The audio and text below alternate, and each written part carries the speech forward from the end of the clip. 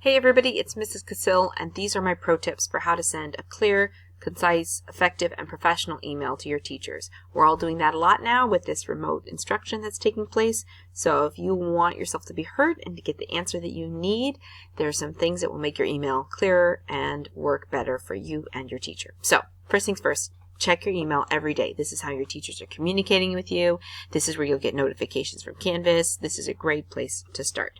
Second, when you compose your email, Google will search for you through the entire address book of every person through North Thurston Public Schools. So you want to email your teacher, you can type in your teacher's name and it will find your teacher.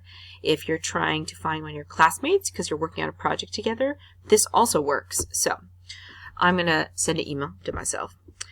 The next thing that you need to do is you need to put a subject for your email, right? Lots of people leave this off, and it actually makes it much harder to prioritize which email I respond to first. I get anywhere from 0 to 40 emails in a day. So deciding how urgent it is, or if I can answer it later when the kids go to bed, is often determined by this part alone. So I would suggest that your subject is always, I can type here, always 5 words or less. Right? What is the purpose of this email? What is it about? How can you sum it up in 5 words or less? And then don't just have them be like, the things that you would say when you wander through the door to talk to your teacher. Instead, you need it to be things that make sense and are about what you actually need. Trouble with Canvas assignment today. Right? So that way, at first glance, your teacher knows what your question is. And they also know, can I quickly answer that? Or do I need to answer that more thoroughly later? Next thing, use good manners. Actually, offer a salutation to your teacher. All right? Say hello, put their name in there. That makes sure that you're emailing the right person. Also, it's a good little pause and check. But be polite. This is the way we're socially interacting as well right now. So be a good human being. Next, the body of your email. Keep it short and simple. Write a lot if you've got a lot to say, but try to be as specific as you can. So we're talking, 2 to 3 sentences that are clear, concise, and about your actual specific need. Right? When I get an email from a student that says, hey, I don't understand today's assignment, just like in class, if you say, I don't get it, that's really hard for me to figure out how I can fix that and contend with that. So you need to try to be specific about what your need is. I loaded a Canvas assignment and the links didn't work. I tried to open my reading for today and I couldn't open it. I watched the whole video, but when I tried to answer the questions, I couldn't get any correct. Be specific. Hey, what's up? How are you? I think it's great weather we're having. That's also nice from time to time. The last thing you should do is sign off on your email. I can spell. Oh, goodness, right? Actually put your name at the end, okay? So, if with 40 emails a day, when I just get a little paragraph that's about, hey, I had trouble with the assignment, it's really hard to figure out what exactly my response should look like if I don't know who you are, if I can't figure out what class you're in, if I can't figure out, which of the many Baba Shaniquas is it who's emailing me that I have in class. Sign off on your email with your name, okay?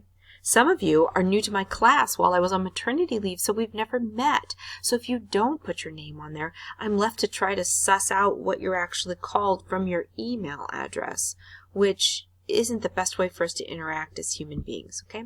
So sign off with your name. If this is a stretch, if you're like, oh my goodness, I can't do this because I'm always doing my email on my phone or something, you can add what's called a signature.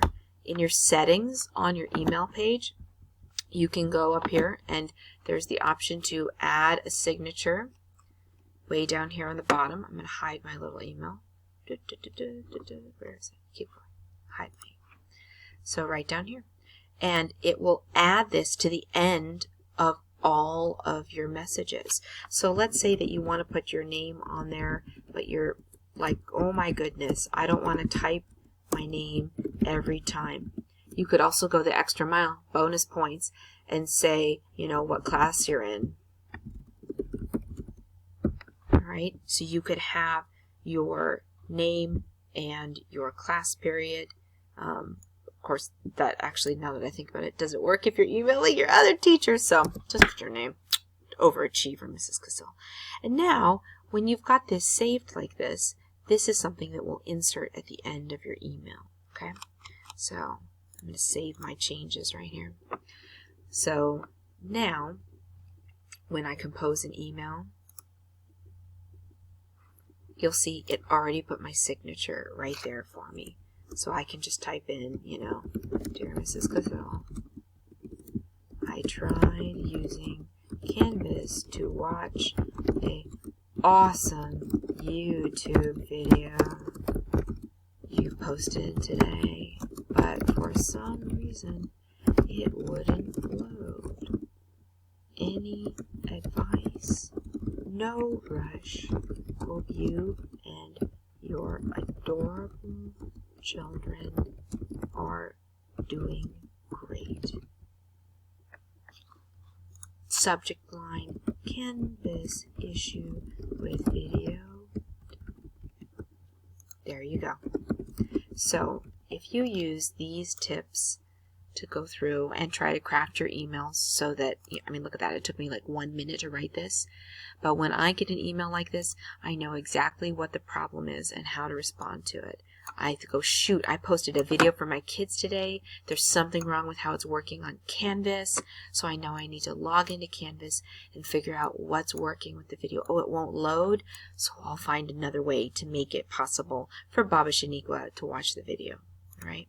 So that's my advice for how to make professional emails to communicate with your teachers. Keep on doing the good job that you're all doing, and keep learning.